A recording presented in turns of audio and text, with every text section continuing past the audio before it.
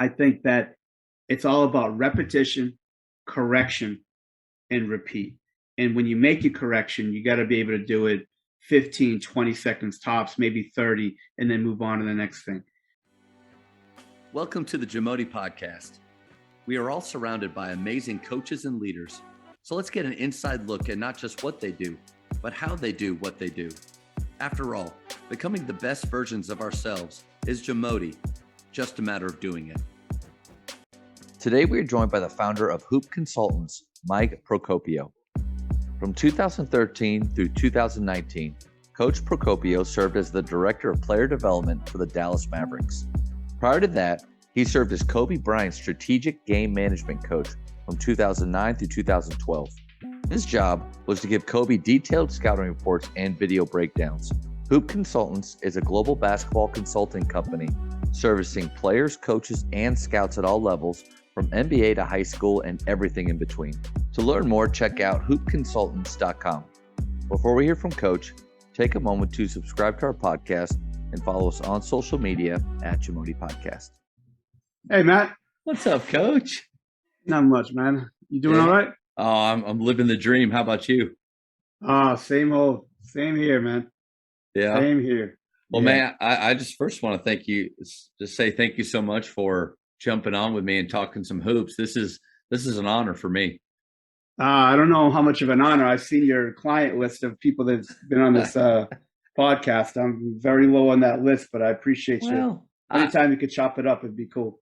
Yeah, I'll say this. You're being too humble, because I not only just your experiences and who you've coached, who you've been around, and what you do, but I was able to sit with you and a couple other guys probably about a year ago at this time, or I don't know, maybe less, and just listen to you talk about skill work, your approach to the game, and I was really impressed just sitting there listening to you. So I know we'll hit it a little bit at the end, but hoopconsultants.com, and just so tell me a little bit about what's going on with that. Yeah, Hoop Consultants, Matt, was something that I thought about when I was working for the Maine Red Claws in the D League. At the time, it was like 2010. I was working for Kobe, working for Tim Grover, and I was working in Portland, Maine for the winter for the first year of the D League team in Portland, Maine. And I thought to myself, like, how can I sort of start a company that sort of talk to players and coaches about player development, about, things, how to work out better, how to work out more efficiently, some film breakdowns, how to structure things, coaches that have particular issues with players in certain aspects of player development. And I'm like, all right, at the time, I'm like, all right, maybe I'll do something where I'll put all this content together and send it out on a monthly basis, or people could pay me to, sort of structure a workout for them at a particular position or particular multiple positions and group workouts, things like that. And I started the website right after Kobe won the championship in 2010 against Boston. And I've had it for 12 years. And it's sort of elevated and sort of morphed into like webinars before the pandemic. And then the pandemic hit. Now everybody does them. And so I'm like, all right, now I got to pivot to do some other things. But now what it's pivoted into, Matt, which is one of the funnest things I've done in my career, is film breakdowns of players. So players who, from high school to the NBA and everything in between, they'll send me game film. And what I'm trying to do is, you know how I'm sure you deal with it now. You have all the mixtape stuff with players, and it's sort of ridiculous. But what this does is, you'll send me like your huddle film. I'll download the download link. I'll download the film, and I'll take every possession of players involved with offensively and defensively, on the ball and off the ball. And what I'll do is I'll clear out all the audio, and I'll record my screen, go through clip by clip, and stop, rewind, slow-mo, and add audio coaching to a player. So giving them their own sort of personal film breakdown and film session. And what it has been doing at 100% rate is it improves shot selection. It improves their off-the-ball reads on cutting reading their defender and knowing when and where to cut into space. But most importantly, I think it does on the defensive side, Matt, which no one really wants to talk about or develop because it's not that fun, like hand positioning on decreasing reaching fouls on the perimeter. That, like, you're never going to decrease, I think, fouls at the rim, like, because if somebody's got to stop somebody from scoring, they got to wrap them up. That's one thing. But as far as hand positioning, showing hands, Kawhi Leonard told Drew Hanlon, and I've always remembered the story where Kawhi was big on showing the offensive player his palms at all times in a defensive possession. So he knows that he's got to have his hands up. I think one of the biggest problems with defense and reaching fouls is players have their hands at their sides at all times. They think it's just a foot race where their hands being up. It's not about getting steals, but it's about disrupting, vision and rhythm of the offensive player. So what the program does is it just sort of makes the player more efficient, calls out the good things that they do, and sort of, continues to tell them to do the good things, but also just trying to close the gap on some of the things that they really need help on. And it's been fantastic. It's great for me because it's just a different thing. Look, it's, there's 8 million trainers. When I walk out the door, I trip over them like homeless people on Venice Beach. So I can't get, like, we had that conversation when we went out for Mexican food, last year. Like, I've got a pretty good resume, and it's really hard for me to even get players to show up at a gym for free. And it's okay. It is what it is. But the reason is there's so many of them. And I'm talking about, like, I want to work out with JV players or varsity players. I don't need the college guys or whatever. And I still struggle getting that. So I had to pivot to do something else, not only financially, but also just like something different, because everyone's doing the same thing. It's like lemmings off a cliff. Everybody trains the same way. Everybody works in the same stuff.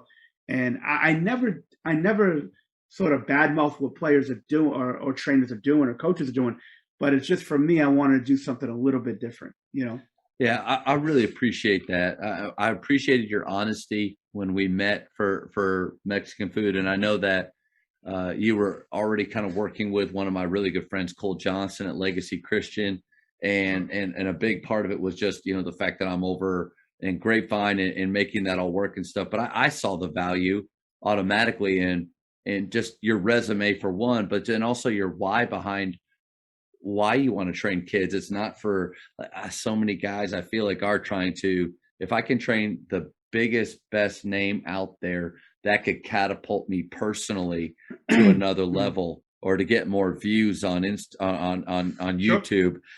Sure. But then I didn't even know about the pivot that you made about breaking down film, because that's one, it's really smart, but it's also incredibly valuable for players, but for coaches, because we do film breakdown in season, but we're zoomed out. We may only be able to zoom in 2 or 3 times to a specific player within a team setting. But then how many opportunities do we miss to help individuals get better because we're looking like this, where you get to come in and zoom in on them? Well, Matt, you've got 12, 15, 18, 35 if you go with all your players to zoom in on. And it's hard sometimes. And 2 things to that. First of all, like, when I talk to players on the film, especially on the defensive side, because everybody sort of has different defensive principles on their team, what I always open up every clip with is, look, if this goes against what you guys do defensively, then don't worry about what I'm saying right now. But if your coach doesn't care about, say, on perimeter defense, forcing baseline versus middle, if they're neutral to it, then yeah, you might want to listen to me. If they say, no, I want to funnel in middle of baseline, then you go with what you do. That's the first thing. And the second thing is, a lot of times head coaches will reach out to me and go, Mike, and I'm sure you deal with the same thing. They're tired of hearing my voice, and I need somebody that's not affiliated with my program talking to them about what you're seeing, because most of the time, I'd say 9 out of 10 times, what I'm saying is what the coach is going to say, but they get to hire a different entity that's saying, look, this is an unbiased viewer here. This isn't somebody who's on my staff telling you the same thing that I'm telling you. go hire him, or I'll hire him for you and break down your film. And that's a big thing. But I think also, just like the same thing why Kobe wanted me instead of just the coaches and video of the Lakers when he played for him, is because like they got all these other players they got to deal with, and they're a little intimidated with dealing with Kobe. So he knew I would tell him the truth. And second, I'm only sort of fixated on him. So I think that's why the film works, because I'm only fixated on one player, and then I'm also unbiased view of things. Sometimes I'll go a little different from what the coach is saying, but very rarely. And I think it's a good thing. I don't know. It's been, first and foremost, it's been fun, and it's been rewarding to the players. And most of the players that hire me back because of the fact that they're a different type of player. They're different. They don't want to be told the same thing over and over. That's really hard to find. It's really hard to find. But some players today and some parents today actually want to be told the truth. There aren't many of them, but you just got to keep finding them. Yeah, you're right. They are out there, and we ask our players all the time, do you want truth or do you want harmony? Harmony is everybody's great and everything you're doing is fine, and we're going to keep getting better moving forward. Or do you want the truth? And I think truth tellers like you out there in the game are really important. I love the fact that you're connecting with the high school. And that was one thing I appreciated about our conversation last year, was how you're connecting with the high school coaches, because there seemed to be a disconnect. You got your high school coach and what he's trying to teach you and do. And then you got skill coaches over here and they're at war with each other, but you seem to be able to bring those two together. Is there an opportunity with your film study that you're doing for, hey, I'm going to be working with Johnny on your team? What are a conversation that you can have with your coach to maybe bridge the gap of, here's what we believe and why, and even help your breakdown even more? I always want to get the high school coaches, I always want to get their opinion on where they see the player. I don't want to put any bias into my film breakdown where I'm saying, coach, I'm just going to echo what you say, because then again, like Matt, the good and the bad about my career is I've always been loyal to the cause, right? But I always tell any head coach that I work for, because development's a little different than, from what the head coach is doing, is look, you tell me how you want it done, but I have to do it my own way. You tell me exactly what you need developed and worked on in each player, and I'll do that. But I have to be able to do it my own unbiased way, because I can't just carbon copy exactly what you're saying to the player all the time, because sometimes like the player and coach, they're a little off on what they're trying to accomplish. And I'm like, coach, okay, let me know what your thoughts are on the player, so I have a little bit of intel going into the film. And then with the film, I'm gonna give my opinion, which again mostly is going to be what the coach wants. But like I'll tell the coach, look, I'm doing this film breakdown. I like your opinion without question. I like your feedback, but for me to do my job correctly, because I think in 5 years, Matt, there's going to be 100 more people doing what I'm doing. And right now, it's sort of like what the training business was 22 years ago. Like you knew it was coming, but it wasn't happening yet. So if I'm doing it and the player knows that I'm skewed to the coach all the time, then why would they hire me? They want to hire me because they get unbiased opinion. But it's so important to bridge that player coach. And that's what good development people are. They're good firefighters, and they can put out a lot of fires. They work with the player, and the player knows they're loyal to them. They also know that I'm loyal, that the player development person is loyal to the whole cause, but they could be a sounding board to the player, and they're not just going to carbon copy everything the coach wants. They're going to want to do what the coach wants and needs, but sometimes you got to do it a little bit differently and come from a different angle, because if they're hearing it because the head coach, the head assistant, and maybe even the second or third assistant are always going to echo 1,000% what the coach says. And I think that's important. No doubt about it. You got to be online, but sometimes, like if the coach is like going nuts on a player and they cross the line, Sometimes the assistant coaches are like, well, you deserved it. What I would say is, yeah, the coach is a little out of line of how he approached it, but this is what he was trying to tell you. And this is why he was trying to tell you that. And I think that that's important because now the player, if the player is going to think that you're just going to co-sign everything the coach does, right or wrong, then they're not going to really trust it. You're just like everybody else. If you're trying to convey the same message, but you call it out in the fact that, yeah, I don't really agree with how he did it, but this is what he was trying to say. I think that they tend to respect you and trust you. And again, I think trust is very important in this thing. I think you're right on the money with your approach for how you're doing that and how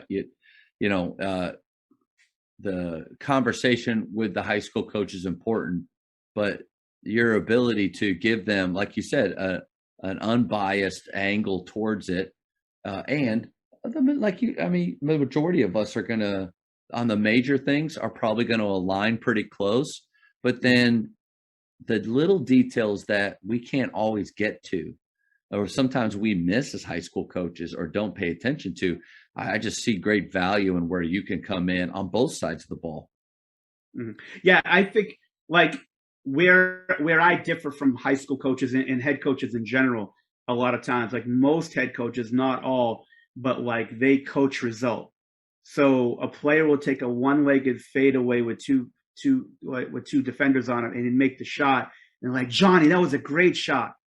And then he'd take the same shot 2 possessions later and miss the shot. That's the worst shot I've ever seen. Same exact shot. And I'm always like, coach or player, look, I'm not going to tell you that every shot that you make is a good shot and every shot that you miss is a bad shot. We're going to evaluate every shot differently, like depending on the situation, depending on how many defenders are on you, contested versus non-contested, how many seconds are left in the shot or game clock or both, and where we can get better with that. Not, hey, you got it in, Johnny. That's the best shot. And then you wait until you miss, and then every shot's awful. That's where head coaches and I sometimes, differ, and that's the problem. Yeah, I think coaches are guilty of resulting hardcore. Sure. Even after wins and losses. Even after wins and losses. Yeah, in every win, there are bad things that happen that we can improve. And in every loss, there are good things that happen that we can improve. How do you break? Because I feel like shot selections, it's one of the things that I focus on the most with my players.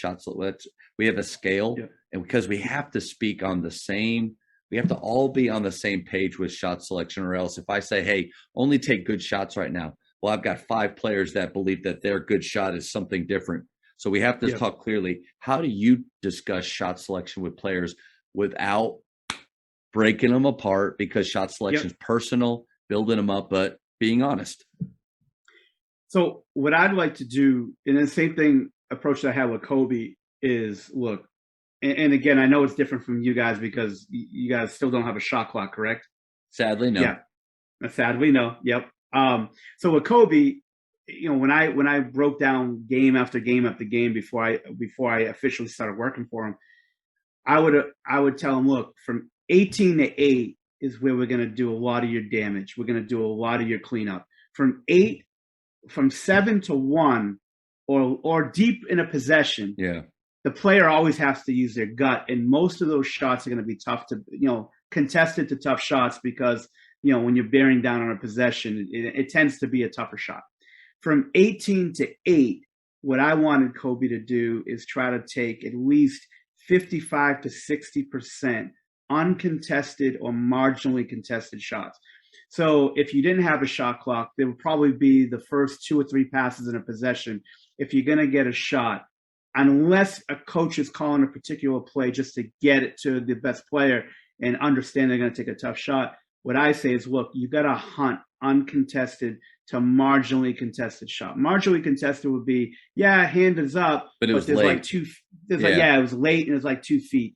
Yeah. But if you're dribbling and backing a guy down, and you're taking a turnaround or a fadeaway jump shot, that's a deeply contested shot that, unless it's like the last second shot or last, one on the shot clock, I don't want to see a lot of those possessions early in a shot clock. Say, look, we're trying to get all, like, the two philosophies got to be in line. You want to try to take as many uncontested to marginally contested shots as possible in your possessions. And then on the flip side, defensively, you're trying to force your opponent into as many contested shots as possible and hand up no foul and defending without fouling. So to me, with the player, first of all, every player role wise knows what types of shots they're going to take as far as what regions in the court. That's one. The second thing is, look, I want you to try to take at least half of your shots marginally to uncontested shots. That's what we're trying to accomplish here. Especially if you don't have a shot clock, you can work it in. Now that doesn't always work because sometimes you face really good defensive teams. But if a player is taking a steady diet of tough contested shots, they're not going to be efficient. And then you could always go back to the numbers. You could always go back to the analytics and say, look, you're shooting 31% from the field. And let's go back to your shots and see if we could gut out some shots that you could stay away from. And I always tell a player, you could always get that shot 10, 12 seconds from now. Why take it with the first pass in the shot? If you want to work it around and get it back and take that shot, I'm okay with it at the end of a possession. But like first shot, you're going to back a guy down from the 3-point line and take this tough contested look, or dribble 9, 10 to 12 times and take this tough shot. You could always get that shot. Yeah. But let's try to give it up, space the floor. If you get it back, try to get a better shot than that. And I think you have to judge shot selection. And again, I think if you communicate, Matt, to the players, say, look, this isn't going to be result-based. We're going to talk about a lot of shots that you missed that were great shots. Yeah. And I want to encourage you to do that. But we're going to talk about a lot of made shots that weren't so great. So I think if you could relay the message unbiased and tell the player, look, it's not result-based. We're just going to try to increase your percentages. We're going to increase your efficiency. We're going to have a better chance of winning by doing this, and it increases your value. Look, and you always got to go the selfish way, Matt, in my opinion. Look, there are 9,000 players at your position just in the state of Texas that has that has all these highlight tapes, and the competition's so fierce with college coaches in their DMs and their emails trying to get players trying to get scholarships or get spots in their squad. How are you going to separate yourself? Well, if they look at your huddle or they look at your stats, like Johnny shoots 38%, Mikey shoots 56%. I'm going with Mikey. It's that thin. The competition level is that thin where you need to be as efficient as possible. And plus you win more games and you're more valuable that way. So that to me is sort of the way I sort of see shot selection. I love how you communicate that with players. And I think it's always fun when sometimes when I get to do these talks with coaches, I realize that the way that they do things, man, it's way better than, or I'm really falling short in that area. With shot selection, I completely align. And I think we have those types of talks at Faith with our players. We use a scale that PGC had and you're familiar with PGC, and because I know you've talked at their clinics before. Sure. But what loses games more than anything else? Shot selection. And we ask the players, raise your hand if you've lost a game by 8 or less points, and everybody raised their hands. That's one bad shot a quarter. And it's something that we really can't control. And so we say 5s and 6s, those 50-50 shots or contested jumpers. You take the majority of your game is taking that. You're going to get beat. But I love how clear you are with that. And I think that's really smart. Yeah, the problem is where we face today that we didn't face as much 15, 20 years ago is every player from 1 to 15 on your roster is studying James Harden, is studying Greek Freak, they're studying, Steph Curry. And those guys make a living in the best of taking tough, bad shots. And not every player, especially role players, are going to be able to do that. Like I do a study when I was at the Mavericks, and then when I talk to any NBA player, there's 510 NBA spots, right? And this goes for high school and college too, but let's break down the NBA. There's 510 NBA spots, it's 450 roster spots, 62 wave spots. There's 510 players. There's about 105 players that take 10 shots or more. So 80% of the NBA don't get plays called for them.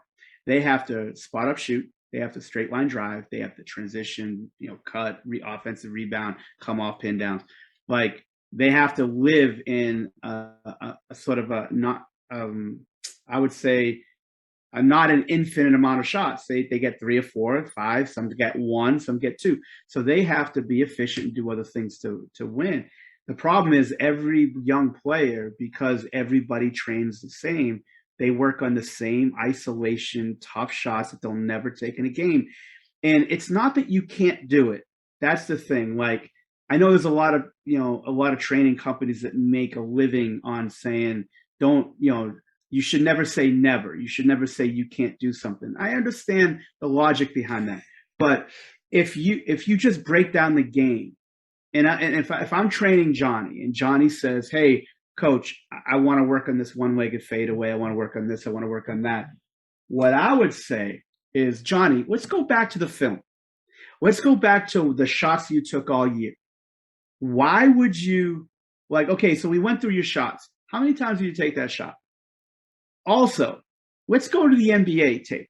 Go to NBA.com stats. They have a great, I don't know if they still do it, but they have like a video shot chart where you can go through all players' shots, right? Let's go through 5 games of, not necessarily Luka Doncic. Well, let's go through Luka, right? Luka's tough because he takes a lot of tough ones. But let's go look at. But he's an outlier. Like you can't. He's an outlier.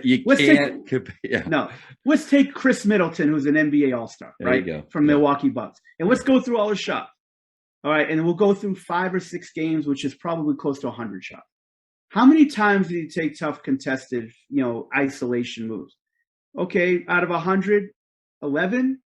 Okay, most of the shots, where they come from? Spot ups, straight line drive, 1-2 dribble pull up, pick and roll reads, transition, cut, offensive rebound. Okay, so a majority of these shots. So if you take out of 100 shots, if you take this 5 times or 4 times this type of shot, why would you in a 350 shot workout take 311 tough contested isolation shots when you have to train your brain to play a certain way? Like, to me, when I work with players with the Mavericks, Matt, first of all, I like the players that weren't ahead of it. I want to work with the guys that needed to go from 11, 12, 13 in the roster to 8, 9, 10 in the roster and above, right? So I have to train them. I can't train them the same way I would train a prize fighter. I have to train them like an underdog. If you watch Rocky, like Clubber Lang, when he was training in Rocky 3, he wasn't in the famous gyms and stuff. He was in some dirt hole in Chicago, like doing like pull-ups against like coat hangers. Like he was in a rough spot. Rocky, when he trained for Drago, was in Russia and Siberia, like lifting logs. Like you have to train your players like a prize fighter, and you have to brainwash them a certain way. Look, these are the shots you're going to take. We're going to do a majority of our work is going to be these types of shots because that's what you need to be ready for in a game. If I have you working on 19 dribble move, and a coach has you come in and catch the ball in the perimeter and do that, the coach is going to take you out of the game. And like, you need to be programmed to be like, catch and shoot, straight line drive, make the read, play good D without fouling, and then play with energy. And you're gonna continue to get minutes, and then you'll get more responsibility to maybe be able to scratch the surface on that isolation stuff. Maybe 4 months from now, maybe a year from now, maybe 2 years from now. But let's dominate the small things and get you in a right mind frame of the types of shots you need to be taking. And I think that you'll be a better player for it and help your team win more games, which everybody wins in that scenario. Coaches, the Jamodi podcast is powered by Ballology. What's your BSA score? The Ballology skill assessment is the only verified skills metric endorsed by the NIA and NJCAA to discover and develop the best talent for your team.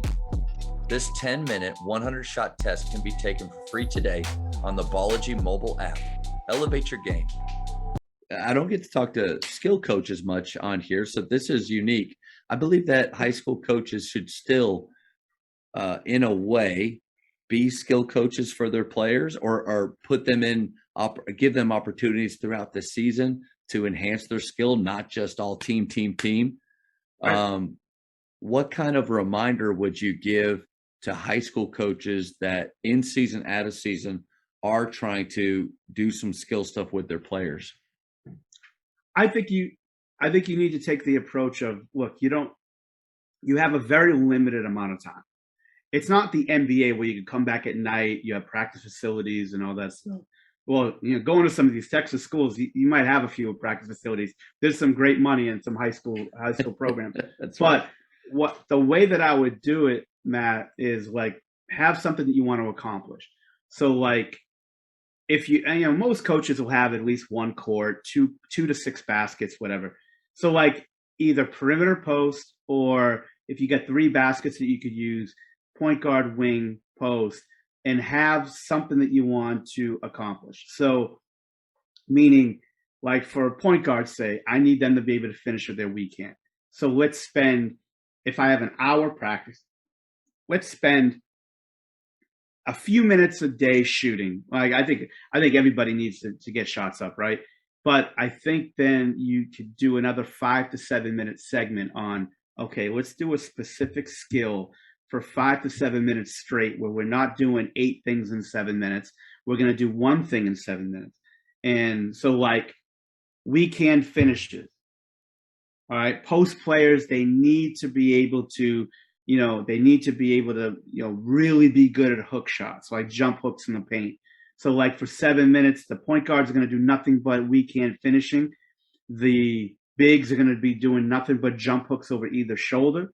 And the wing players are going to really work on driving it one dribble either direction. But I want to really focus in on not driving without traveling. So, I read some things on the San Antonio Spurs used to do this thing called, actually, the Atlanta Hawks got it from San Antonio. It's called vitamins, right? Like, so, and I think it's a really important thing. I've really developed a liking towards it where they would work on one specific thing for like 15 minutes a day, where they thought that instead of sprinkling a few reps on a specific skill over an hour, instead doing 15 minutes of focused work on one thing, that the brain and the body would sort of come to the middle and say, okay, we're going to really learn the skill instead of like just doing a few reps over an hour. And I really think that if you could really consolidate a 7 or 8 minute period or 5 to 8 minute period to one thing where the player is going to be a lot better, at it. And this is where I put it in. I developed a weekend development program when I was in Dallas, where I didn't think that anybody, coach or player, wanted to work on, weekend. And I said, okay, how am I going to do this? And then I watched all these pregame workouts, and I watched all these workouts on YouTube and things over half an hour workout, hour workout. I'm like, okay, out of this hour, they sprinkled about eight to 12 reps of weekend in over an hour. It wasn't even 12 in a row. So how are we going to do this? So what I decided to do is 20 spots on the floor, they got to take 7 shots, not make, but take 7 shots with their weekend, different angles, using the glass, no glass, underhand, overhand, all of this. 7 to 10 straight minutes a day. It ended up being 140 shots. And what it did was you take in 7, and a player could go 0 for 7 or 7-7, usually 0 for 7 with their weekend. They'll be really mad. I'm like, no, I got to do another one. I got to make it. I go, no. I said, this is a competitive part of your brain, needs to be really mad about it. And then also shooting 7 in a row, you figure out how much power you need, how much touch, what you're doing wrong, and you figure it out with your physical part. So now your brain and physical is working together. So out of 140, maybe one day you'll make 68. Maybe the next week you'll make 75, and then it'll go up. All of my players 100% over a 3-month period, their left hand was about 80% or more as efficient as their right hand, or they're weak to their strong. Sure. And I thought that a big part of that, Matt, was being able to do one skill over and over again for a 5 to 7 to 8 minute period. You know how coaches are. They want to do this for 30 seconds and then this for 30 seconds. How is a player really going to learn and really get the reps needed to be good at any of those things if you don't really spend a finite amount of time with one thing and then move on to another thing at some point, you know. I think that's a recurring theme. I was able to speak with a skills coach or a strength coach for basketball. Right. That's really great. His name's Lee Taft, and I think he's one of the best in the country for basketball strength and conditioning. I sent him my workout that I had our guys doing this spring, and immediately, in a very kind way, and through our talk, it was, you got to simplify it. You got to do less, but have them be better and giving more effort or output during that time. He's a master kind of in his field. I would consider you a master in your field, and you're kind of saying a similar thing. Do less but maximize the learning, the time, their effort with those skills. And the correction too, Matt. Like that's the big thing about trainers. Look, I joke around. We joked around at dinner that night, like on certain things about trainers and things. I never really want to say that what a trainer is doing is wrong, right? If the player believes in that trainer and they continue to pay money and like if they believe in them and they feel as though they're getting better, all good, great. The one thing that I will definitely say about most trainers in a negative way is a lot of them never correct. They never stop and correct if a player is doing something wrong and they go into the next drill or the next move and all they want to do is, okay, you got to take 10 or 15 or 20 of these or do this for a minute. And a player will be making mistakes that could really hurt them. And there's no correction. I think player development is simply this. It doesn't matter what drill you do. You could be as simple as you want or as technical as you want or next level as you want, right? I think that it's all about repetition, correction, and repeat. And when you make a correction, you got to be able to do it 15, 20 seconds tops, maybe 30, and then move on to the next thing. And I think that's a really important part of things that you got to be able to correct. I remember when I started this sort of deal on, really tuning into the player. And I always did that, but like I would watch pregame workouts, so like we're on the road, say to the Denver Nuggets. I'd get to the arena, games at 7:30. I'd like to get to the arena about 4:00. I did all the rookies that we would work out 3 hours before the game because I want them to get used to being early to everything and sort of understanding and being there, getting all their work in, and they could watch film or do whatever or rest. But I would always like get my workouts in and then watch what the other team is in our guys were doing. And I would watch the coaches and I would watch a lot of times that like they were just getting to the next rep. Like, and again, pregame, there's not a lot of teaching going on in pregame. I get it. Like it's mostly 15, 20 minutes of a routine, get shots, get warm, get loose, and then you're on to the next thing. And they're professionals. And they're professionals. So I was watching this. We were playing Denver, right? At Denver. And Will Barton was in his pregame workout. And Will was, driving it 1 dribble pull-up. So 2 dribble pull-ups. And I saw that every rep he was traveling, catching it, splitting his feet, galloping, shot after shot after shot after shot.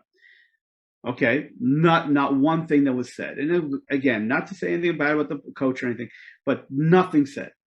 And it doesn't always work this way. Usually it doesn't. But close game, minute and a half, catches the ball in the wing. What do you think he does? Gallops, travels, and I nudge the guy that was next to me. I'm like, because I was telling him about the workout before the game. I was like, what did I tell you? Like, all you have to do is say you traveled. You traveled. I always I'm not one of those guys who has to talk every rep and all that stuff because players don't want to hear that. But if a player is like really bad with his feet or her feet, I would want to like do get a few shots, maybe get 5-6 minutes of catch and drive it, catch and drive it. And I want to talk every rep before they even shoot the ball. Like no travel. So what they do, Matt, is when they hear travel in their body, they could feel how that felt. So now what my goal is on that is A, to clean them up, and B, where they could self-correct in about 2 weeks from now, where they know what a travel feels like, where like, okay, I traveled. Yeah, definitely. So I want to clean that up where I'm like, okay, good rep, travel, good rep, because we're only working on one thing.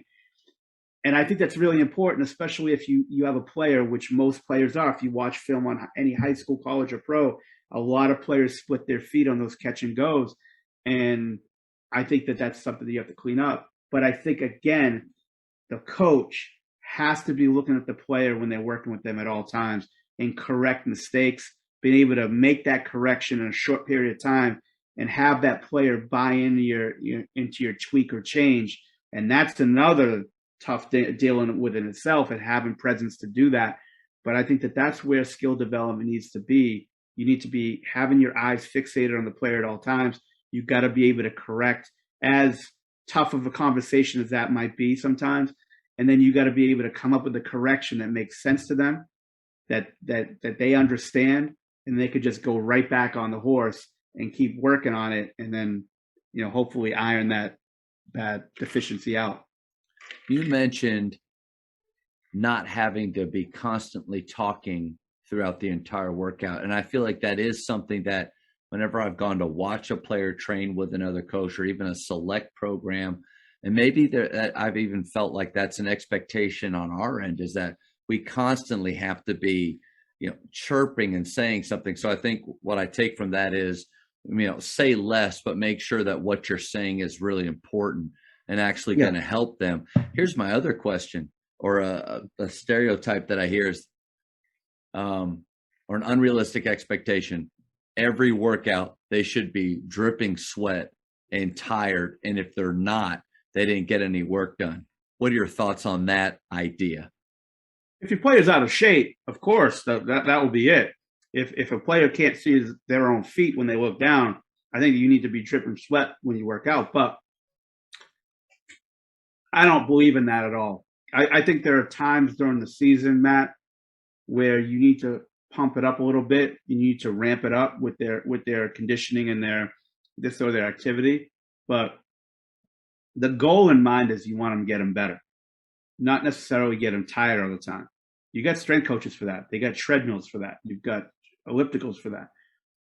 Just playing in general, just practice and getting up and down the floor 5-on-5. Yeah. Yeah. And I think there is like part of the workout. Like if I was going for an hour, like I would really want them to go hard as heck for like 10 minutes. And we'll do a lot of conditioning, shooting, and things like that. But to me, skill development should be like, okay, let's get your sort of, your kill spots on the floor and work on those. Let's work on your deficiencies, a couple of them where we need to really like clean some things up, travels, balance, could be your shot, could be whatever, right? And then the last 10 minutes, let's really put into your kill spots. Let's work on like getting to your kill spots on sprint type shots and sprint type drills to get you thinking fast and quickly, as well as doing stuff, game speed. Yeah. And then going a little bit tough. But a lot of times during the season, Matt, like, look, like you talk to the strength coach and we're like, look, load management's way high. If you're going to do something, it's going to be low. It's going to be low impact. They might have 8 AAU games they're going to play in a weekend.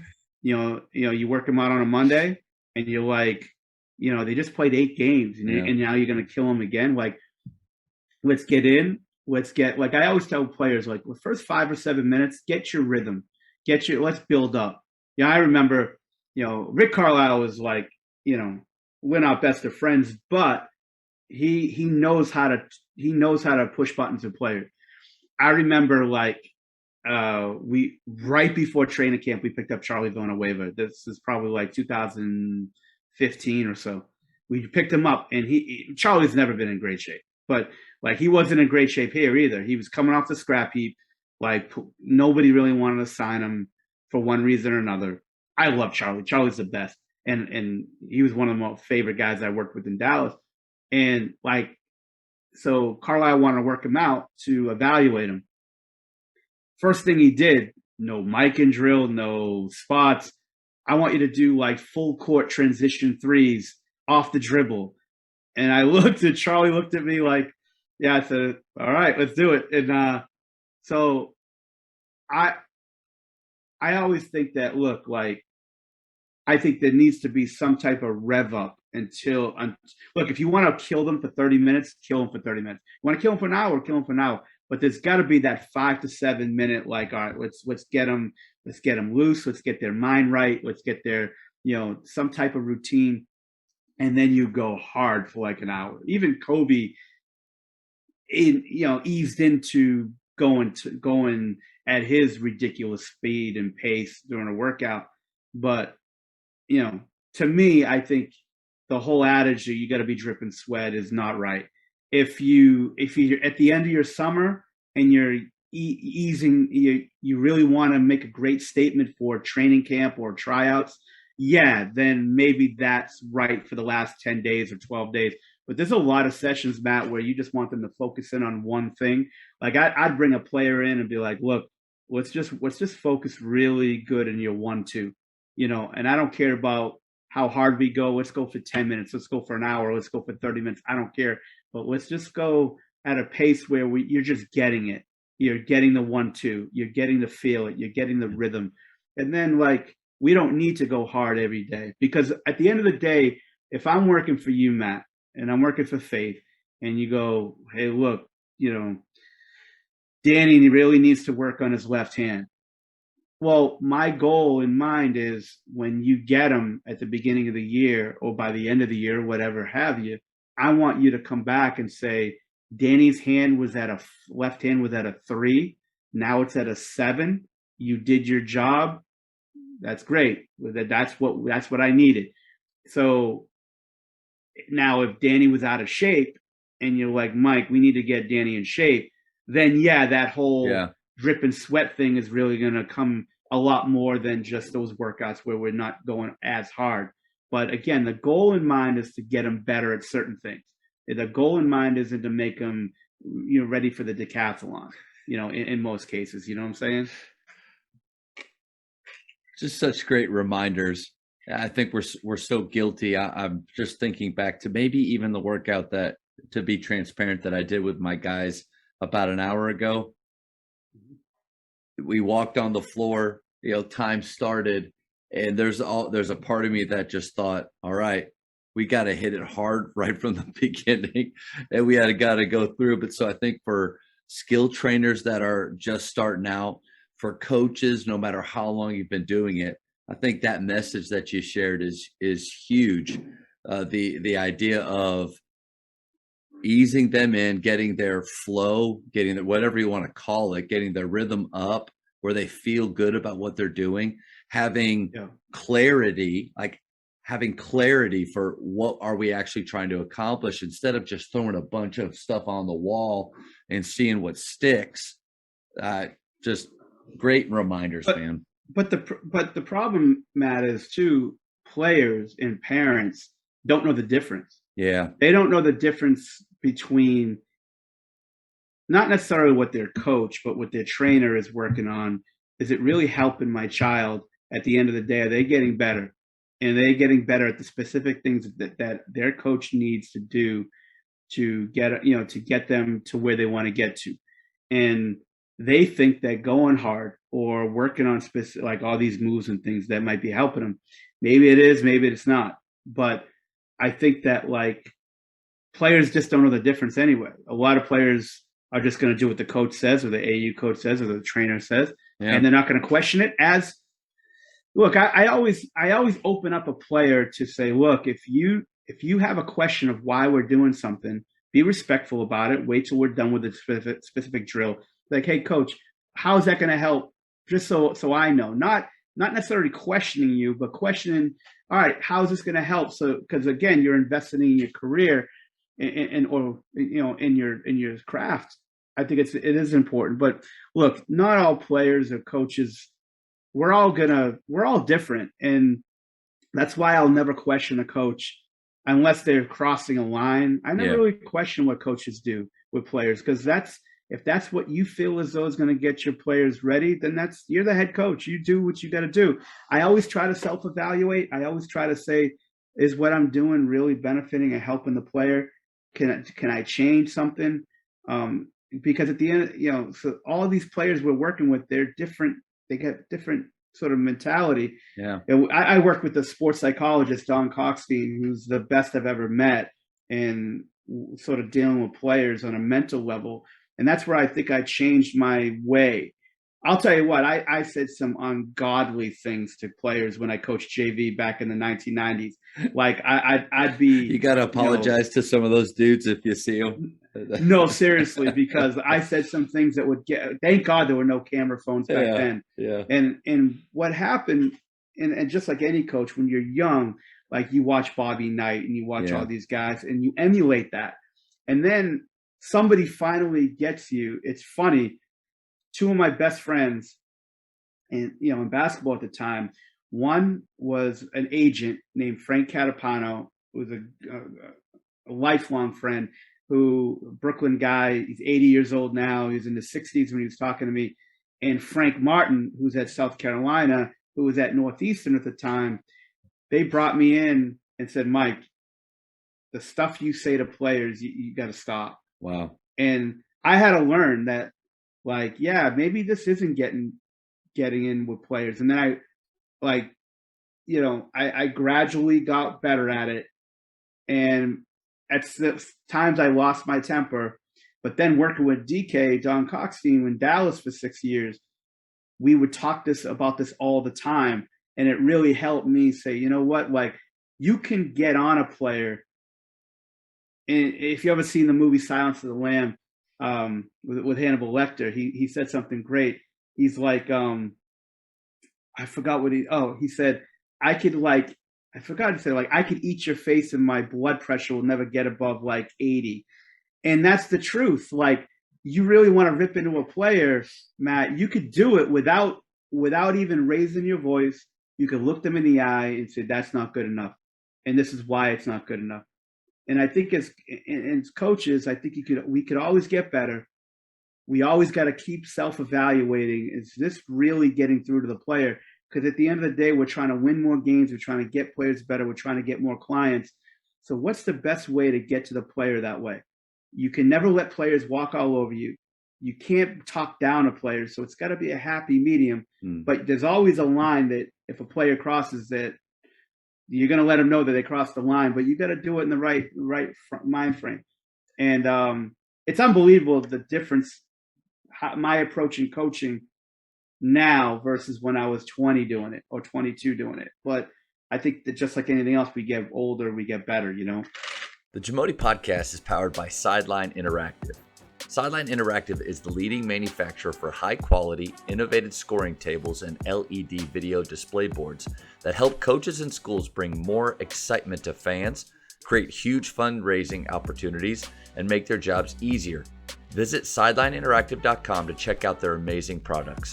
Man, there's so much to unpack there. And I want to celebrate the fact that you brought Silence of the Lambs and somehow made that work for basketball. Like tomfoolery at its best. Just brilliant. But it's interesting though, like at what point, I think most of us go through that, where at some point when we're starting out, we're just trying to emulate or mimic the things that we've seen. The people, like I played for Dave Bliss at Baylor my first 3 years. Oh, yeah. He was a Bobby Knight disciple. So I basically played for Bobby Knight, just maybe he was a little bit better in front of the cameras at times, Dave Bliss was. And so that's how I wanted to be like him. And I started out my college career being like him. But then I realized that the way Coach Drew, my senior year at Baylor, the way he talked to us, the way he treated us, and the amount of joy and love that he made us feel from him, man, that was probably a better way. But it's interesting. You talk about that moment where you had some people speak into your life, but you made that shift. I think that happens to a lot of coaches at some point. And by the way, it was Frank Martin. Does anyone watch Frank Martin when he coaches? That was surprising, because when you said his name, I was like, oh man, he's probably the guy that's ripping them apart. But he probably has, and because we only see sometimes the bad things or the things that, those intense moment when the camera zooms in. I would imagine though he is one of the biggest relationship guys out there. The best. I met Frank working the Nike All-American camp in Indianapolis. He coached at Miami Senior High School, big time Nike sponsored program. Adonis Haslam, Steve Blake, a ton of college players that went on and played Division I. And Frank was like, he looks like meat from Porky's. That's what he looked like. You ever watch the Porky's movies? And he's so like scary on the sideline. But then you would talk to him. We go out to eat and talk. He's the most genuine human being I've ever met in my life, and we have a long lasting relationship.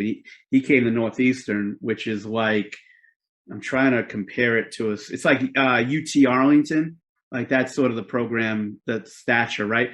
And so he was making like 40 grand living in Boston at 40 grand. You can't do it. He didn't even have a car. So I coached at an AU team that was a really good AU team out of Boston.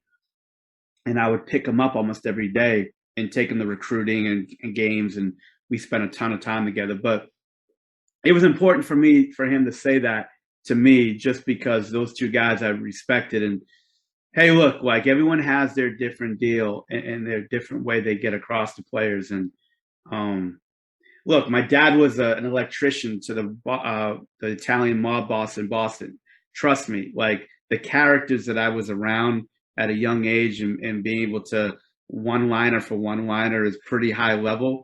And you add that with a Bobby Knight flair, and it's not good, because I could get under any player's skin. And I still do to this day.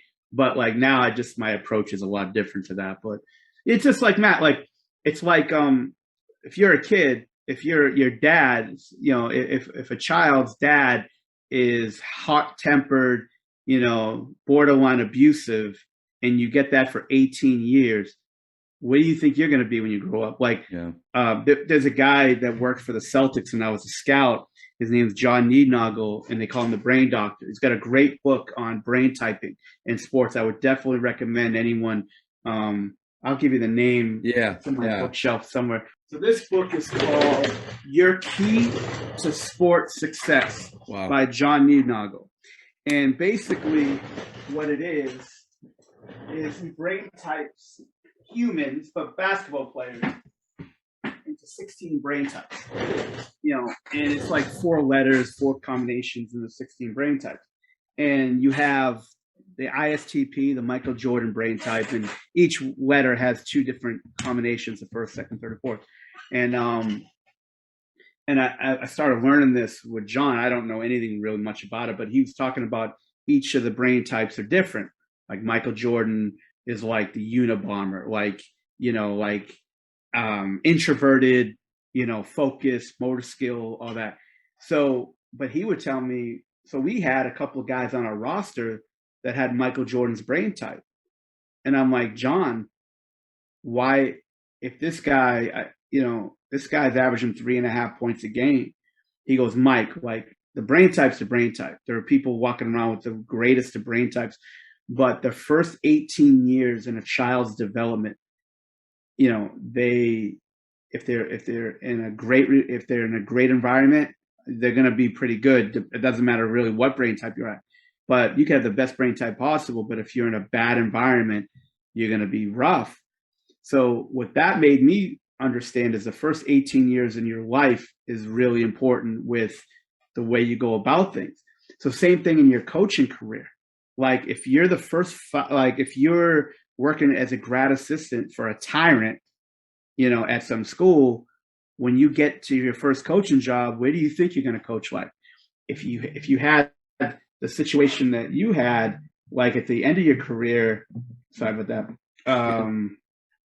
If you had that, that great experience with the coach that showed you love and joy, how do you think you're going to coach your first job? You're going to have love and joy.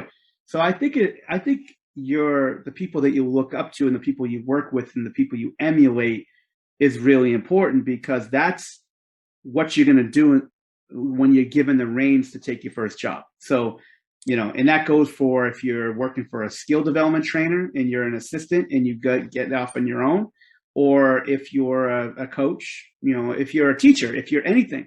I think the people that mentor you and emulate you, or you emulate, is really important to your development. Really.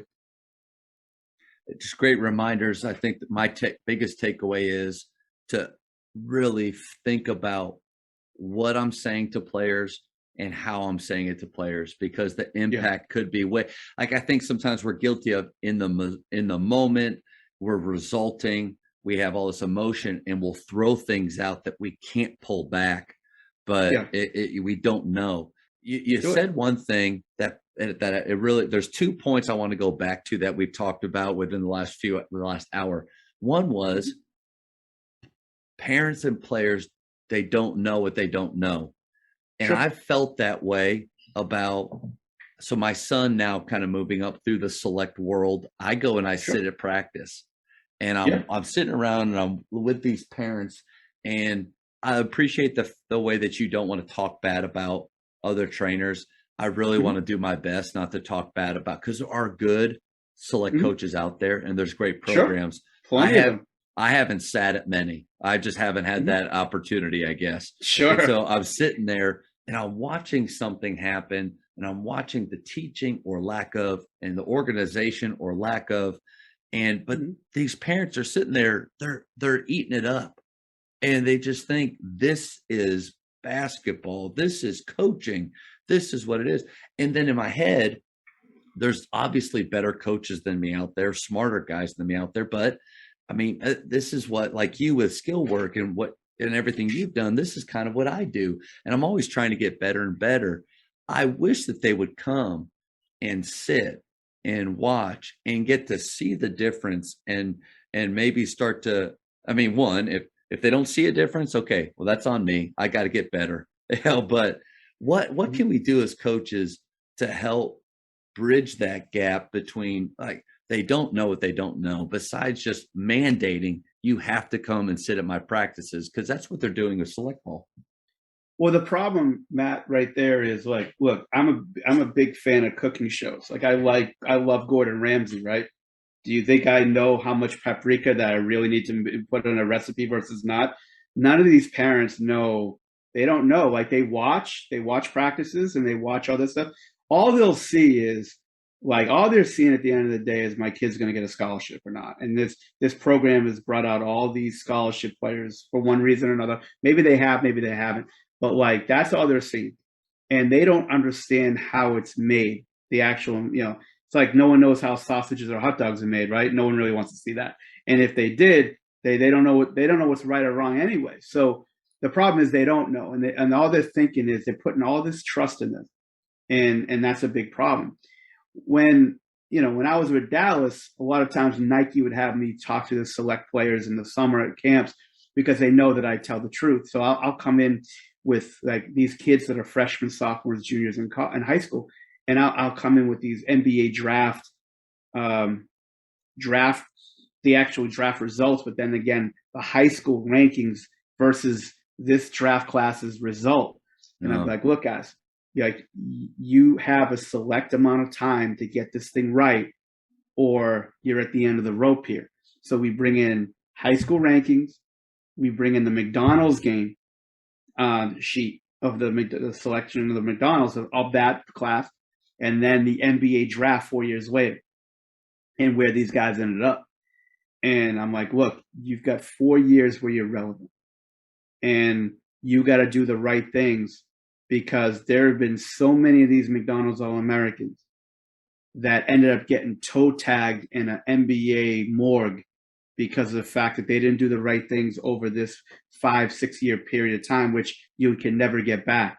So when I then would see these players that I would speak to 4 or 5 years later at Dallas, they went from 5th in the country to trying out for a summer league team that they have no chance of making. And I would sit them down and I would be like, John, we talked about this 6 years ago, about the importance of streamlining your development, doing things the right way, finding coaches, trainers, and people around you that are going to tell you the right things to do, not just necessarily what you want to do.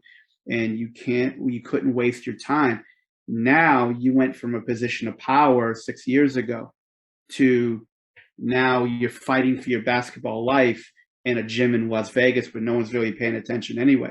Because now and now your career has to take a completely different turn as far as what you have to do to get back to this moment. Because you're probably not going to make our team. You probably won't be here in 72 hours. So now you're going to have to figure out your career, how you navigate from lower level international ball to get back to the minors, to get back to the NBA. It's probably going to be a 3 or 4 year, sort of process for you. And they don't want to hear it then either. And I'm like, look, I'm just telling you the truth of how this thing's going to work. And I think that's really important. But they don't, unfortunately, Matt, they don't want the help until things are done.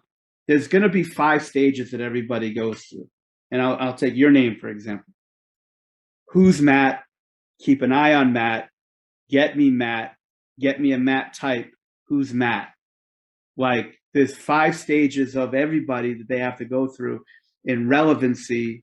Basketball, life, you could put it anywhere. Yeah. You only have a certain amount of time where you're relevant and where you have these times to make mistakes and grow. And then you're going to be relevant for a certain amount of time, and then everyone's going to forget about you. It happens to me. It's going to happen to you. It's going to happen to everybody. So, like, with these parents, the only thing you can do is tell them. The only thing you can do is look them in the eye, tell them the truth, and say, look, I understand where you think this is right, but these are things you got to watch out for, because it's going to end up biting you in the end. And I'm only here to try to help you and try to be honest with you. And this may not be beneficial. This may not be benefiting your child as much as you think it is, because they don't understand that there's so many players out there. There's only a finite amount of spots available for these kids to play college. And they think that, like, just by playing for a team or certain events or certain camp or in front of certain scouts, they're just going to put all their eggs in that basket. And the problem is, by the time it's done and they can't help themselves anymore, that everybody's moved on. Somebody told me something that was really, really good about 3 weeks ago. He goes, Mike, basketball is going to move on with or without you. So you could either do it the right way and stay relevant, or it's going to move on and no one's going to care. And that's the truth. Unfortunately, Matt, you're not going to be able to save these people. You watch that show 1883? 1883? One of my favorite shows on TV. You ever watch Yellowstone? No, but it's on my list because a lot of people have told me it's phenomenal. It's off the charts. Okay. So Yellowstone's about present day. This it's about this ranch, and with this family that's owned this ranch for a couple hundred years. It's a great show. 1883 is the prequel to that. Okay. How they got to this ranch and bought the land and all that. So basically, it was the Oregon Trail. What order would you go through if you were me? Would you go 1883? It doesn't first? matter. Okay. It doesn't matter. I would go Yellowstone and then go back to 1883. Okay. Well, anyways, it's about 1883 is really about the Oregon Trail and going and getting. They were trying to go to Oregon from Texas, and these big group of German people came over for freedom and to go from Texas to Oregon, and it's a treacherous trail. So basically, Sam Elliott was trying to tell, it was him and 2 other people trying to get this big group of people over to Oregon. And basically, a lot of them didn't want to listen to how things needed to be done, and they had no survival skills. So he's basically saying, look, I'm going to keep you alive here, but, oh no, we're going to go this way on the path instead of this way. And then usually, unfortunately, when they moved on without these people and they tried to go their own way, these people end up getting killed in 24 hours or less. So what I'm saying is, you're the visionary. You've seen this happen 1,000 times. All you can do is tell these people, look, I'm just telling you how this thing's going to end. I'm not going to beg you. I'm not going to drag you. I'm just telling you, I've seen this happen 1,000 times. You got to watch out for it. because right now you're in a position of power. Your kid's a freshman. He's got 3 years to sort of like where people are going to be watching and doing things. But the problem is a year from now, there's going to be another freshman. And then he's going to only have 2 years left. And then there's going to be another sophomore. And there's going to be all these groups of people pushing behind him where he's going to be done in high school. And you're going to be like, what happened? Like, no school's recruiting my son. He still can't shoot. He doesn't know how to read any defenses. I'm like, look, I tried to tell you to stay on the trail. You got to do this. And you didn't want to do it. And now you got no hope because now there's 1,000 kids trying to get scholarships or college spots. Your son's averaging 4.5 points a game. There's no way they're going to make it. But I tried to tell you 3 years ago, and I stayed away from it. And all you can do, Matt, is you could try to tell them, you could try to keep them on the trail, but it's inevitable where it ain't going to end well. Let me ask you this. When you have those talks with those players 5 or 6 years after the initial talk, and right. What is, obviously there's probably two directions it could go, but what do you see the most from them? How do they react to that? Denial. Most people think that they're still going to hit the lottery. They're going to, I'll make this team and I'll do this, I'll do that. Some say you're right. You were right. Like I did this the wrong way.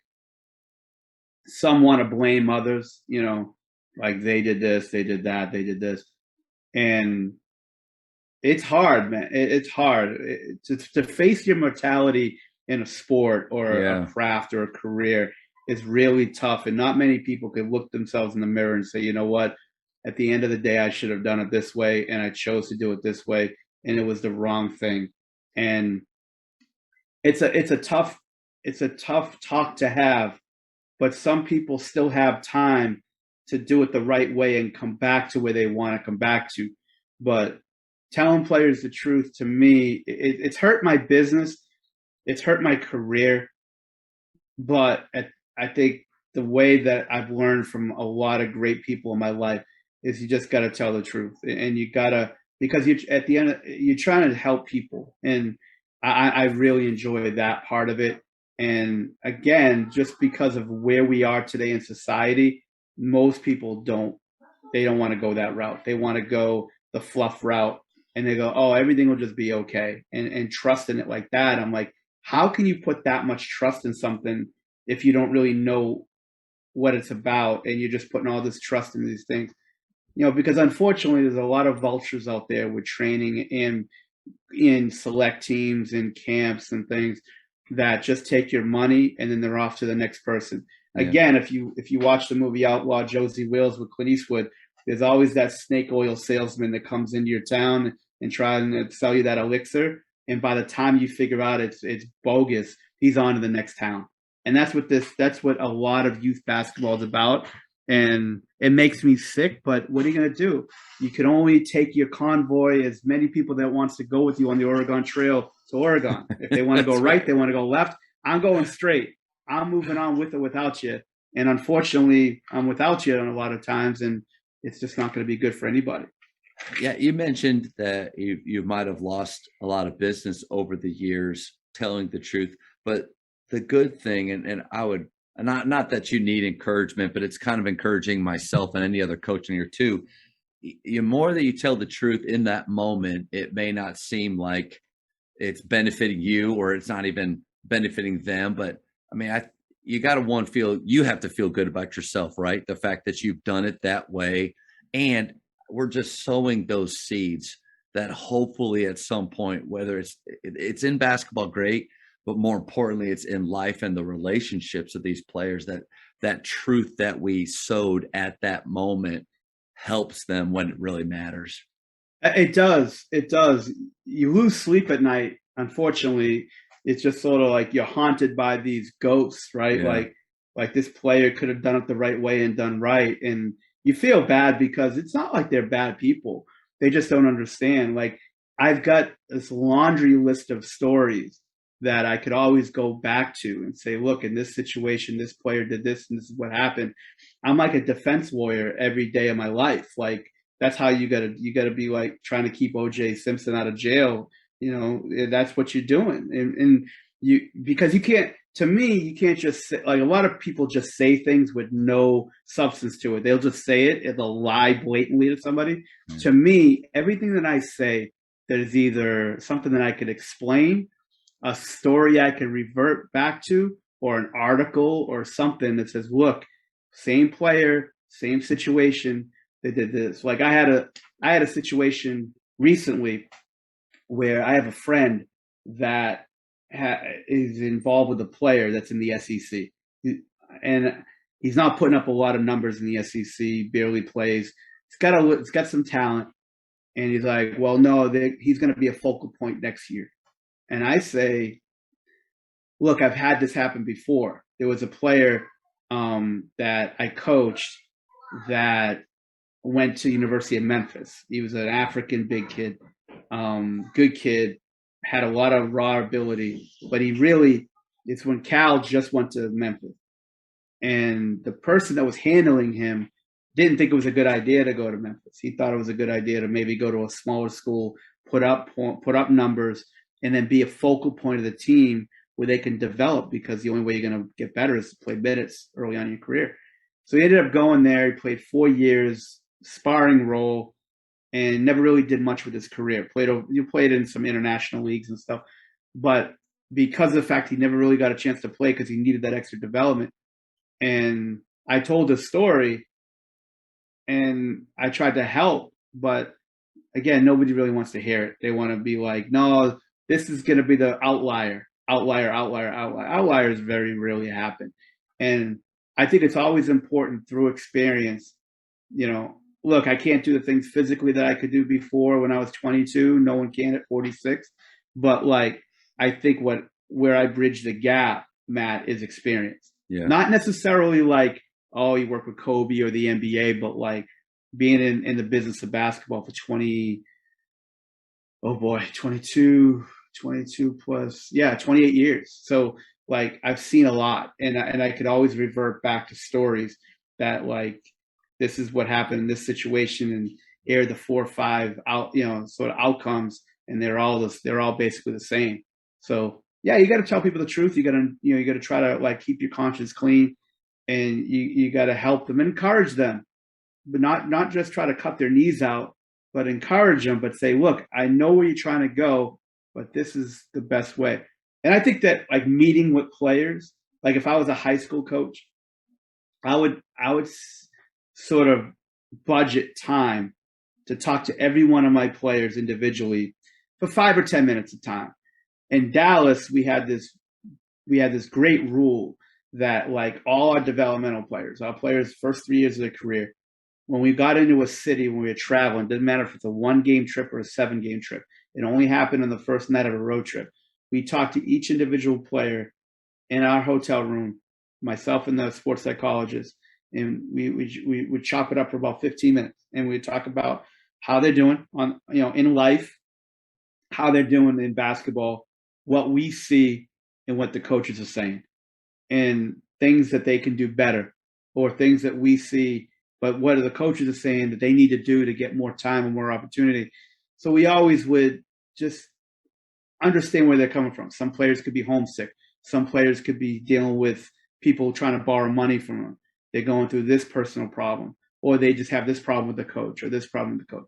So we always try to have this two-way communication where we don't just, like, not talk to them except the time they're on the floor, and then some personal problems happen or some disciplinary things that happen, and we don't address it and put that fire out quickly. So I think that all this stuff that we're talking about, telling players the truth, meeting with them, giving them role definition, all this stuff that could come up in these individual meetings every couple of weeks, every 10 days, once a week, whatever time constraint you're on. I think that's a really important part of it. That's what truth in love, like that's the part that it's talking about when it says the in love part. Not because truth by itself can be hurtful, the people will naturally block that negative truth that's coming towards them. But if they know that it's from love, or relationship is even a better way to say it in sport. you having those meetings with those players built relationship, which allowed the truth that you were trying to give. They were able to receive it more. And I think that's a great reminders for high school coaches is the only conversation you have with your players about basketball or about something specific that you're doing that day? Or are you taking the 5 to 10 minutes, those 5 to 10 minute meetings to talk about anything, to talk about their lives outside of basketball? Life has to be involved in it. Um, it depends on how comfortable that player is talking about life. But some players never wanted to talk about it, so we just left it alone. And then our sports psychologists dealt with that by themselves. I dealt with the basketball aspect and the development aspect, and that's where we collaborated, Don Coxine and myself. But then when it had to do with you know, life stuff, that's when those guys met in private without me because it had really very little to do with me, if nothing at all. So I think life has to come up. You gotta show some interest in what they're about, and however much they want to talk about life, you put it in there. Basketball is important because that's what they're trying to do. That's why you're in their life. As much as we want to try to guide them in life, we're only in these players' lives because of basketball. Yeah. So try to keep it basketball, not majority, but at least half. And if they want to talk more about life, then we talk more about life. But to me, I don't want them to think that I was trying to intrude too much. Yeah. Where basketball was the focal point, trying to get them to a place they need to get to on the basketball end, and then in the life part, however that's going to seep its way in, then we do, and talk about their family, talking about what they're interested in, all those different things. But yeah, The you try difference too to there approach it. between pros and high school or even college players sometimes. There's a difference there in just the maturity and where they're at in Yeah, life and the professionalism that's involved with that. yeah, yeah. It's funny, the professionalism that you mentioned. That I'm doing a presentation tonight for Phil Beckner and talking about off-season development and what's important. You know, you listen to all these presentations about player development off season. All of it's like point guard, wing, post, da da da. But a lot of it, to me, is like communicating with the player. So one of the things that I had out of my 10 was teaching the players how to be professional. And I was watching this, shocker, I'm going to give you a movie reference, but I'm loving it though. I'm loving yeah, the movie there was references. this documentary, not documentary, it's movie about Mike Tyson. And, when he was a kid, he had this trainer in upstate New York training him. And he asked him, Mike, what's a professional, mean to you? And he goes, well, first off, of course, he wants to mention money. He goes, it's got nothing to do with money.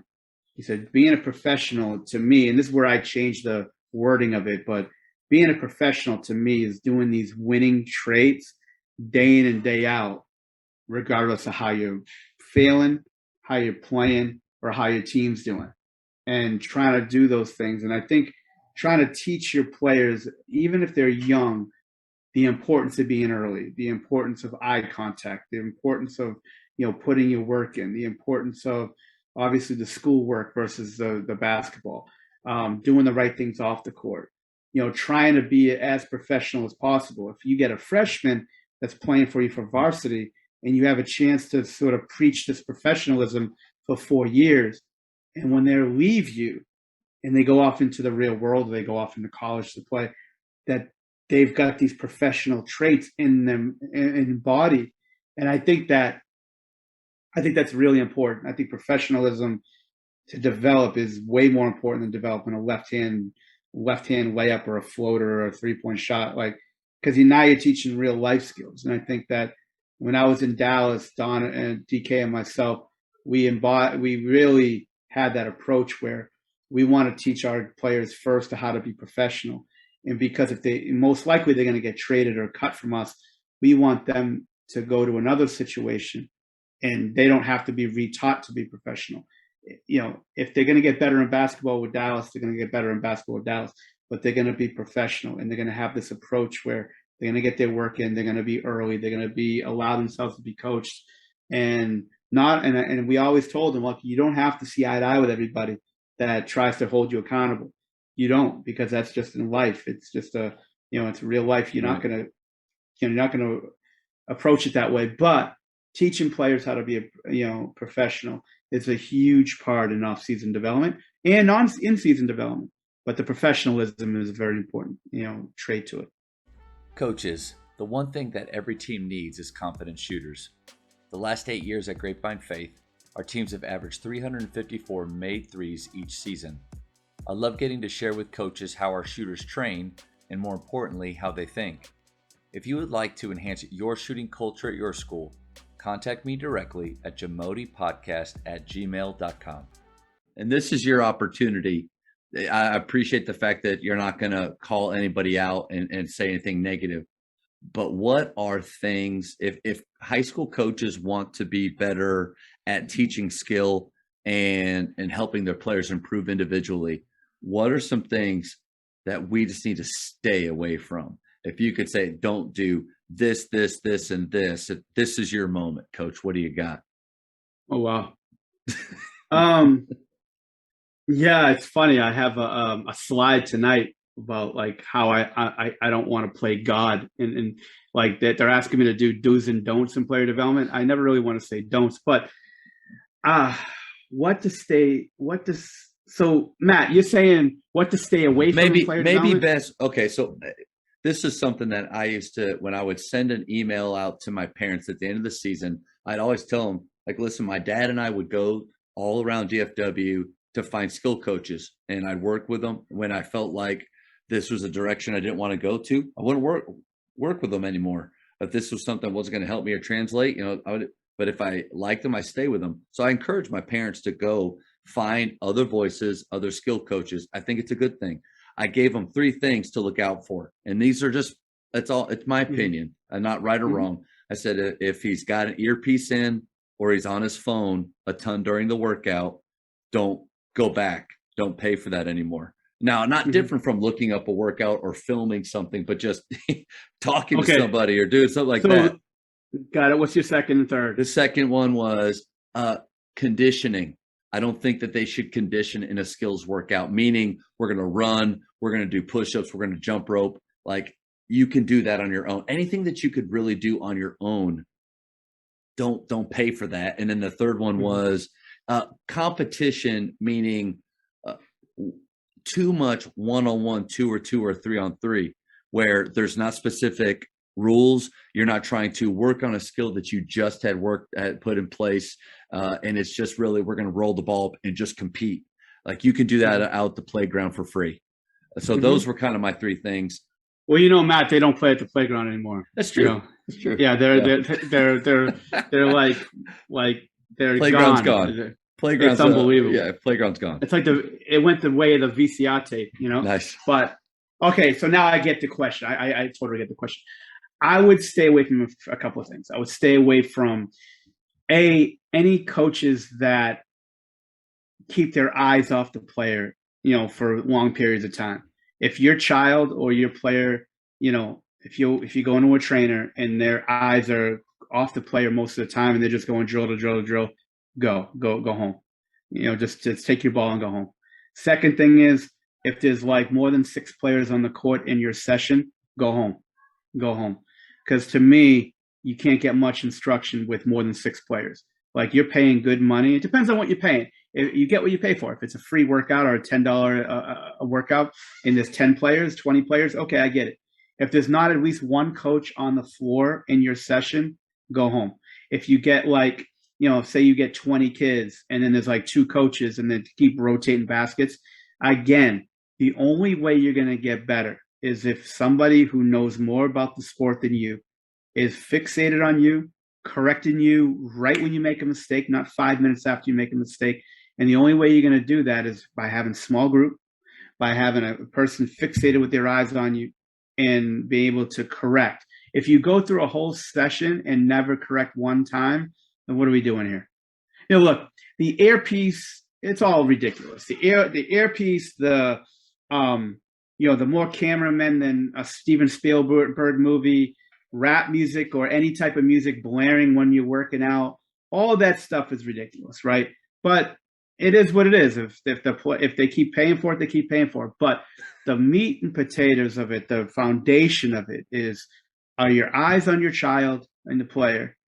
Are there one or multiple coaches with them? Are the groups small enough? And do the coaches actually correct you? Those are the things you look for. And if you don't get them, run for the hills. Because again, it's like homeless people in Portland. In the Dallas area, there's 5 million trainers. There's 5 million trainers. Have you ever been to Portland? Trust me, I've been to Portland plenty of times with the Mavericks. There's just homeless people everywhere. And in San Francisco, same thing. And I don't even know why I brought that up, but like, I'm just saying, it's good. There's millions of them. There's no shortages of trainers. It's like carbohydrates in my house. There's no shortage of all time. There you go. That's way better than homeless people. So like, I'm telling you, you could always find somebody. But if they're not looking at you, Matt, they're not correcting you, you got these big groups. I see them all the time. I spend a couple hours a week just watching these workouts. Some of them are good, some of them are terrible. But all in all, do they really care? Or are they really trying to take your money? And that's to me, with the skill development piece, that's an important part of it. Now, I kind of took it that way, but then let's go another direction with it. You're talking to high school coaches that just want to train their own players better. Yeah. What are some good practices, or what are some things? Hey, just be careful when you're watching a YouTube video of a skills guy that something looks really good, and just taking it into your gym or things like that. What are some things? Yeah. Me, I live by the motto, dominate simple. And I think when you're trying to do these complicated things, I think that you have to build on everything that you do in skill development, meaning like, okay, if you want to get into that 2-dribble step back, a 2-dribble step back jumper in the mid range. Well, let's not start with the 2-dribble step back from the mid range. Let's start with the 1-2 on the catch. Let's start with putting them on the floor without dribbling, without traveling. Yeah. Let's master rip through, get to the basket finish, the 1-dribble pull up, the 2-dribble pull up, and then we get to the 2-dribble step back. Like Kobe always told me that he never works on combo moves. Like he would never do that. Like I remember in 2011, he flew myself and Tim Grover out to work with him before the season was on strike, and they were about to get off the strike. They were about a week or two away. So him and I went to California to work with Kobe, and I was breaking down all this film with Kobe on the flight. They were having a new coach. Mike Brown took over for Phil Jackson. So I was going over all the San Antonio stuff to make sure that in our workouts, he's sort of used to the kill spots that is going to be different than the triangle. So I saw this move that he did. It was like an in and out crossover step back, and he did it like 15 times or 10, 11 times in like a 3-week period in the season, which is a lot to do one move in like 3 games. So like at the end of our workout, last 5 minutes, I always try to put something in the last 5. And I was like, hey, Kobe, we're going to work with the in and out crossover step back. Mike, I never do that. I never work on that. I go, wait, Kobe, you did it like 11 times in 3 games. He goes, yeah, I understand that. But he goes, I master each thing individually. So I master the in and out layup. I master the in and out jump shot. I master the crossover layup, the crossover jump shot, the step back jumper, and the step back, pull the ball in front and lay it in. I do them thousands of times, each individually. So now I go on the court, and if somebody stops something I'm trying to do, I could always go to a counter. I said, how would you, he goes, I don't even compute how you would actually like say that I'm going to do this move with 3 different moves in it before you even try anything. Like when you catch the ball, you don't know how the defender is going to react. So it's like millions of combinations. Like, how would you even do that?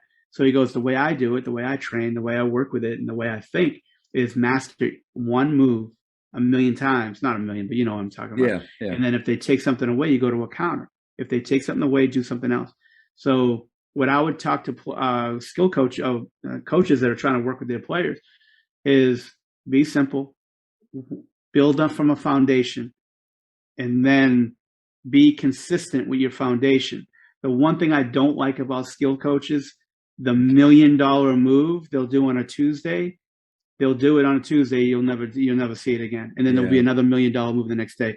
How are you going to be good at something unless you don't do it day after day, rep after rep, and master it? And I don't know. I don't believe in any of that 10,000 hours stuff. I don't know. There's no like calculated result, but you got to do it more than one time, and you got to do it more than one day. So like to me, most of our workouts that I'll put a player through during the season, it's going to be the same.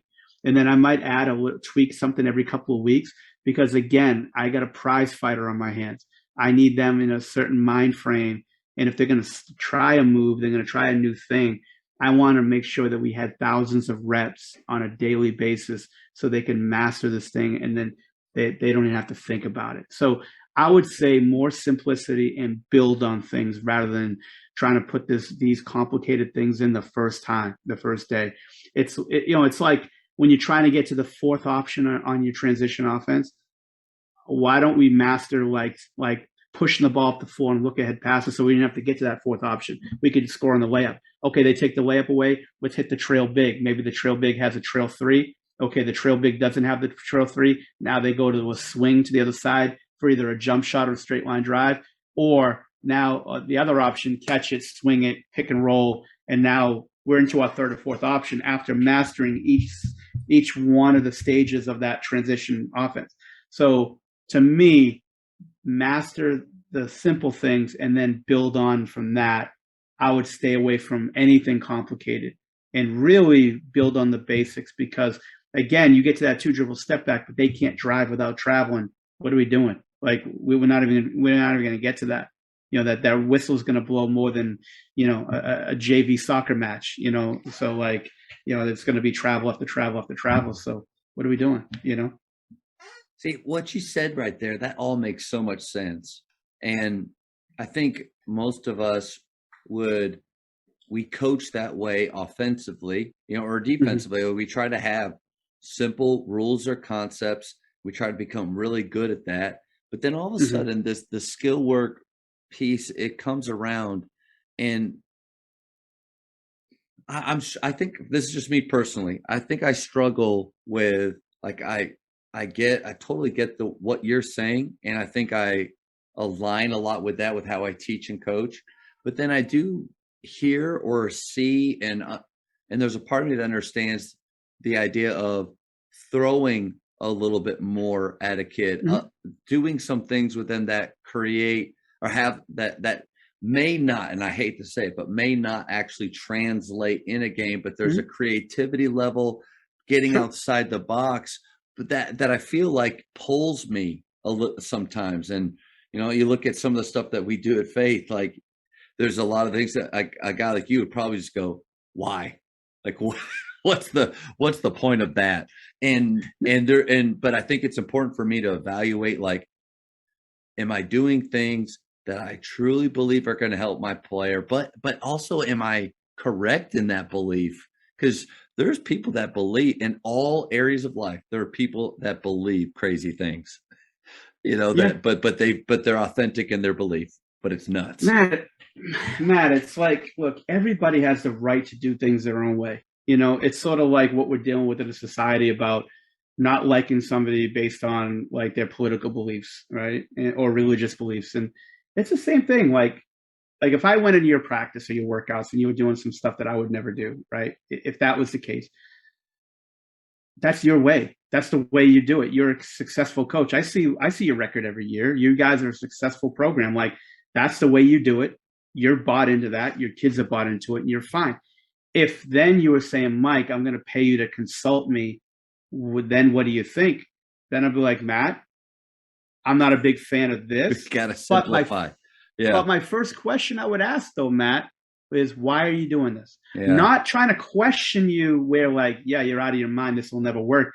Why? What are you trying to get accomplished with this and why are you doing it? And then if the answer was something that made sense, you said something about a minute ago that I live by. Does it make sense? Regardless of what it looks like, what it is, does it make sense? And I think that if you don't do that with a player or anything that you do and you can't explain why it makes sense, then we shouldn't be doing it. But if you're saying, Mike, we did this 19 cone drill because I'm trying to like emulate what the defense is going to be like, I'll be like, okay, we could agree to disagree, but I get you there and that makes sense. you should continue to do that with your player. And that's fine. We're never always going to agree on everything. Yeah. But I think if you hold it against somebody to a total disconnect from that, like based on the fact that he doesn't or she doesn't do it like you do it, then what are you doing? Like, look, everyone's there's a million ways to do this thing. It's not just my way. My way is because I'm comfortable doing it. I've been doing it 28 years. I've been tweaking it, and it's comfortable for me, and I could teach it that way. I don't want to teach like you teach if I'm not comfortable doing it. I don't want you to teach the way I teach if you're not comfortable doing it, because the player sees it like blood, like a shock. They're like blood in the water. They know when you're not comfortable with this. Like, it's like, I'm sure, at school, you see like when substitutes take over and they don't really have good presence with kids, they'll walk right over them because in 2 seconds, they know that person should not be in a classroom. Same thing. There's a difference between like a person that knows nothing about basketball, but they can sell it, and the player could sense that they could sell it and believe it. The player's going to go with that person regardless of what they know and what they don't. There's 1,000 trainers making a lot of money doing the same thing. Then you got people that are really smart and know a lot about the game, but they don't have presence and they can't teach it. And the players see the weakness in that, and they'll walk and steamroll right over them, or they'll just tune them out because they know they have no presence. I call coaches like that bad Christmas. No presence at all. When you go down the stairs, a kid goes down the stairs on Christmas morning, there's no presence under the tree. If you don't have presence as a coach, you're bad Christmas. You got no chance. So look, like I said, not every coach does it the same. You can't roll your eyes at a coach that does it differently than you. I just think that if it works for them, it works for them.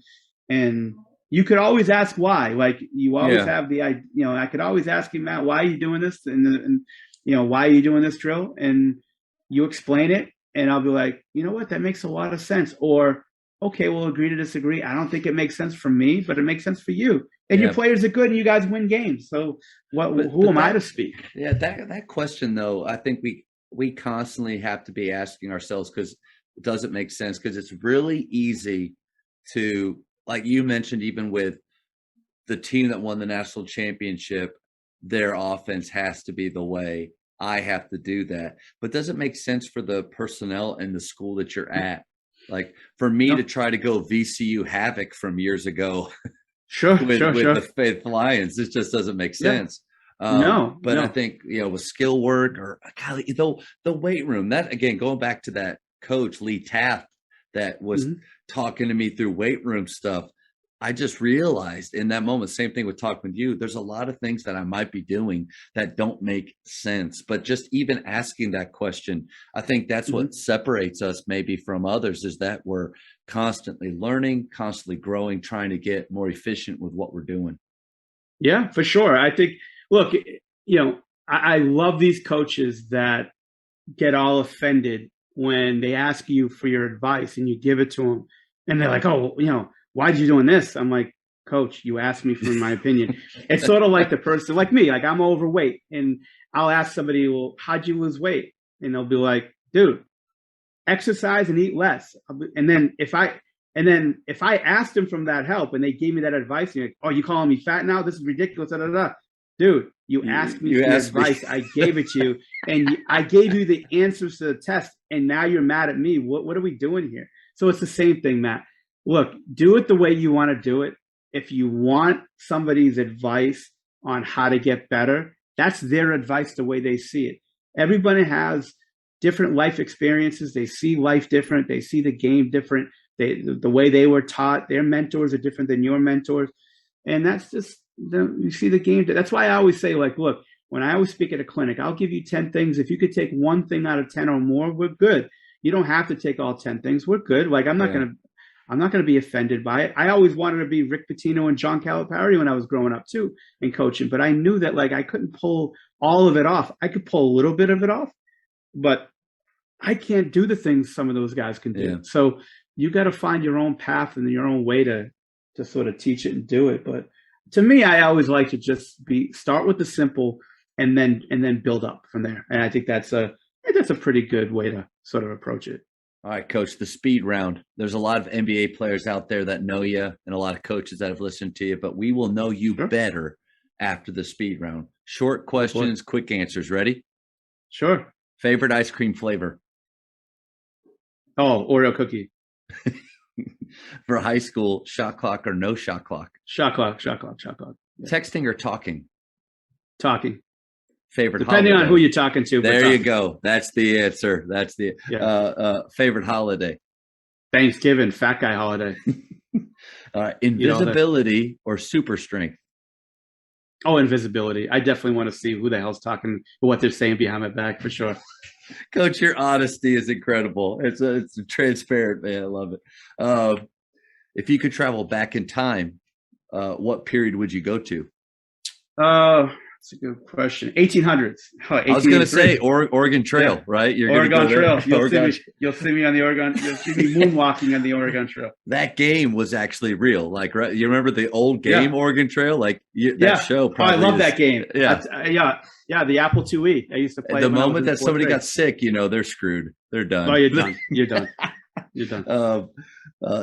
Favorite childhood TV show? Star Blazers. I was Star Blazers was a cartoon anime before anime was a thing. Star Blazers. Two more. Favorite show. How many cups of coffee do you drink per day? I've never drank coffee in my life. Wow. No, I tried it one day. Energy, anything like that?